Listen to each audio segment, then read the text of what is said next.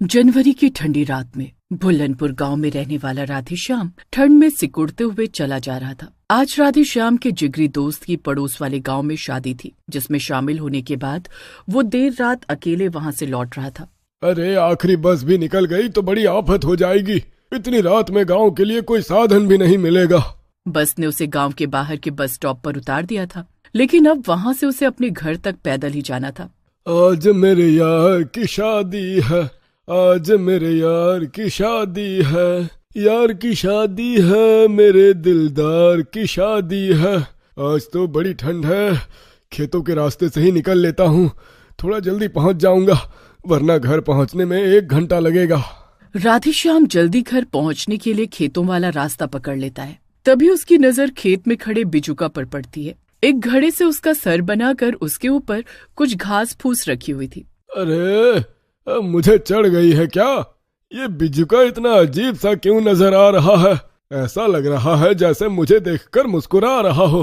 अरे राधेश्याम, तेरा दिमाग अपनी जगह से हिल गया है लगता है। बिजुका कोई इंसान थोड़ी होता है जो तुझे देखकर मुस्कुराएगा। राधेश्याम ने उस ख्याल को अपने दिमाग से झटका और एक बार फिर लंबे लंबे कदम बढ़ाकर खेतों को पार करने लगा।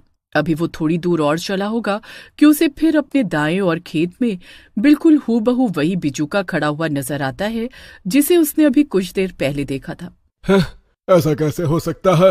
अभी कुछ देर पहले ही तो मुझे ये बिजुका दिखा था, हूबहू वही कपड़े, और इस हुलिये में ये बिजुका यहाँ कैसे हो सकता है? इस बार तो राधेश्याम की डर के मारे हालत खराब हो गई थी। अरे राम राम राम, अरे इसका मतलब मुझे कोई गलतफहमी नहीं हुई थी। ये कोई बिजुका नहीं बल्कि भूत प्रेत लगता है। ये तो रास्ते के बीचों बीच खड़ा हुआ है। अरे करूँ तो क्या करूँ? राधेश्याम की अब आगे बढ़ने की हिम्मत नहीं हो रही थी, इसलिए वो वापस जाने के लिए जैसे ही पीछे मुड़ता है, अपने ठीक पीछे भी उसे एक और बिजुका खड़ा हुआ नजर आता है। मैंने तुम्हारा क्या बिगाड़ा है?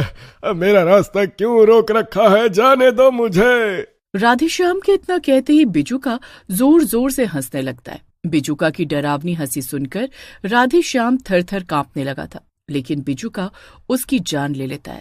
अगले दिन सुबह जब गांव वाले खेतों में आते हैं तो वहां पर राधेश्याम को बिरजू के खेतों में वे देखते हैं। उसके सर से खून बह रहा था। गांव के एक नौजवान युवक की इस तरह से मौत हो जाने से पूरे गांव में अफरा तफरी सी मच गई थी। कुछ दिन बाद, तुम्हें पता है ना, दिन छिपने के बाद खेतों में आना सही नहीं होता। अभी पिछले हफ्ते राधेश्याम यही खेतों में मरा हुआ मिला था। डर नहीं लगता है क्या? अब ये क्या बात हुई? दिन के उजाले में तो तुमसे मिल नहीं सकते, इसलिए दिन ढलने का इंतजार करता हूँ। अब तुम रात में भी मिलने से इनकार कर रही हो। घबराती क्यों हो? मैं हूं ना तुम्हारे साथ। ये लो, तुम्हारे लिए शहर से तोहफा लेकर आया था, वही देने के लिए बुलाया था यहाँ। चलो अब तुम पहले जाओ, थोड़ी देर बाद तुम्हारे पीछे पीछे मैं भी आता हूँ, वरना किसी ने साथ में गांव में आते हुए देख लिया तो बवाल हो जाएगा। राधा और मुकेश इसी गांव में रहते थे और अक्सर ही दिन छिपने के बाद खेतों में एक दूसरे से मिलने आया करते थे। मुकेश से तोहफा लेने के बाद राधा जल्दी जल्दी खेतों से निकलकर गांव की ओर जाने लगती है। अभी वो थोड़ी दूर ही पहुंची थी कि उसे किसी के हंसने की आवाज सुनाई देने लगती है। मुकेश, मस्करी बंद करो। तुम ही हो ना पीछे पीछे आ रहे हो और मुझे डराने की कोशिश कर रहे हो? तुम्हें पता है ना मुझे अंधेरे से कितना डर लगता है। राधा के इतना कहते ही हंसी की आवाज बंद हो जाती है और राधा एक बार फिर गांव की ओर जाने लगती है। तभी उसे अचानक अपने सामने एक बिजुका खड़ा हुआ नजर आता है। अरे, ये रास्ते के बीचों बीच बिजुका किसने लगाया है? इसे तो खेतों में लगाया जाता है ना।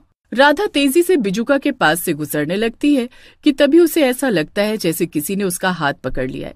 कुछ ही देर में उसकी 1 सप्ताह में हुई 2 मौतों के बाद पूरे गांव में डर का माहौल बन गया था। लोगों को इतना तो समझ में आ ही गया था कि गांव में जरूर कोई भूत प्रेत आ गया है जो दिन छिपे लोगों की जान ले रहा है। कुछ दिन शोक मनाने के बाद गांव वाले तो अपने जीवन में आगे बढ़ गए थे, लेकिन मुकेश चाहकर भी राधा को भूल नहीं पा रहा था।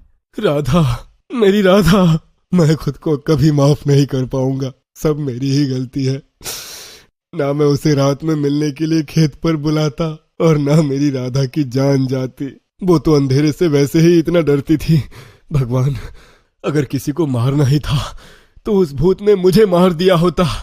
जब तक मैं पता ना लगा लूं कि मेरी राधा को किसने और क्यों मारा, मेरे मन को चैन नहीं मिलेगा। अपना दुख लेकर मुकेश पास ही के गांव में रहने वाले एक तांत्रिक बाबा के पास जाता है, जिन्हें भूत प्रेत भगाने की सिद्धि प्राप्त थी। बाबा, उस रात राधा मुझसे ही मिलने आई थी। पूरा खेत सुनसान था, गांव का कोई आदमी उस समय खेतों में नहीं था। मुझे पूरा यकीन है कि मेरी राधा को किसी इंसान ने नहीं मारा। जरूर इसके पीछे किसी भूत प्रेत का चक्कर है। अपनी राधा को तो मैं नहीं बचा सका, लेकिन मैं अपनी राधा की मौत का सच जानना चाहता हूँ। बाबा कुछ देर आंखें बंद करके बैठते हैं और फिर, देखो बेटा, तुम्हारी राधा को और राधे श्याम को खूनी बिजुका ने मारा है। उस बिजुका के अंदर एक शैतानी आत्मा है, इसलिए वो एक एक करके सबका शिकार कर रही है। लेकिन बाबा, बिजुका के अंदर आत्मा कैसे हो सकती है? बिजुका को तो हम गांव वाले अपने खेतों में लगाते ही हैं। आज से पहले तो कभी ऐसा नहीं हुआ कि कोई बिजुका शैतान बनकर गांव के लोगों को मारने लगे। देखो बेटा, दुनिया में अच्छी और बुरी हर तरह की आत्माएं होती हैं, और उस बिजुका में एक बुरी आत्मा ने अपना कब्जा जमा लिया है। उस बिजुका के शरीर पर जो कपड़े हैं वो किसी मरे हुए इंसान के हैं, इसलिए उस इंसान की आत्मा ने उस बिजुका को अपना घर बना लिया है। मैं उस बिजुका को खेत में रहने नहीं दूंगा। आज ही उसे उखाड़कर गांव से कहीं दूर फेंक आऊंगा। मुकेश तेजी से गांव में पहुंचता है और जिस खेत में राधा की मौत हुई थी उस खेत में पहुंचकर देखता है कि एक बिजुका खेत के बीचों बीच खड़ा है। मुकेश बिजुका को उखाड़ता है और गांव से बाहर ले जाकर उसको फेंक देता है। अरे काका, अब आप लोगों को घबराने की कोई जरूरत नहीं है। मुझे पता चल गया है कि हमारे गांव में जो मौतें हो रही है उसके पीछे वो मुखिया काका के खेत में लगा हुआ बिजुका था। उसके अंदर ही एक बुरी आत्मा थी जो गांव के लोगों का शिकार कर रही थी, इसलिए मैंने उस बिजुका को उखाड़कर गांव से दूर जाकर फेंक दिया है। अब गांव वालों को कोई खतरा नहीं है। ये तो तुमने बहुत अच्छा काम किया बेटा। ठंडी रात में, अरे मुकेश भैया, आज घर लौटते हुए काफी देर हो गई है। देख रहे हो अंधेरा घिर आया है। मैं तो कहता हूँ खेत वाला रास्ता छोड़कर दूसरे रास्ते से चलते हैं। पता है ना, आजकल गांव में कोई भूत भूत घूम रहा है। बड़े डरपोक हो मोहन भाई तुम। अरे कल ही मैंने उस बिजुका को उठाकर गांव से बाहर फेंक दिया है, अब डरने की कोई बात नहीं है। मुकेश अपने दोस्त मोहन के साथ खेतों के रास्ते गांव की ओर जा रहा था कि तभी उन्हें खेत में अपने साथ साथ एक बिजुका चलता हुआ नजर आता है। ये कैसे हो सकता है? इसे तो मैं खुद उठाकर गांव से दूर फेंक कर आया था। इससे पहले कि मुकेश और मोहन कुछ कर पाते, बिजुका ठीक उनके सामने आकर खड़ा हो जाता है और उन्हें उस बिजुका की डरावनी हंसी की आवाज सुनाई देने लगती है। मोहन भैया, कुछ करो, वरना आज ये बिजुका हम दोनों को ही मार डालेगा। तुम भागो मोहन भैया, मैं इसे बातों में उलझाता हूँ, तुम पीछे से भाग जाना।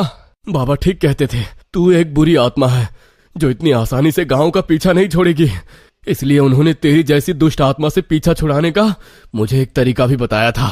इतना कहकर मुकेश गंगा जल निकालकर बिजुका पर छिड़क देता है। ठीक उसी समय मौका देखकर मुकेश का दोस्त मोहन वहां से भाग जाता है।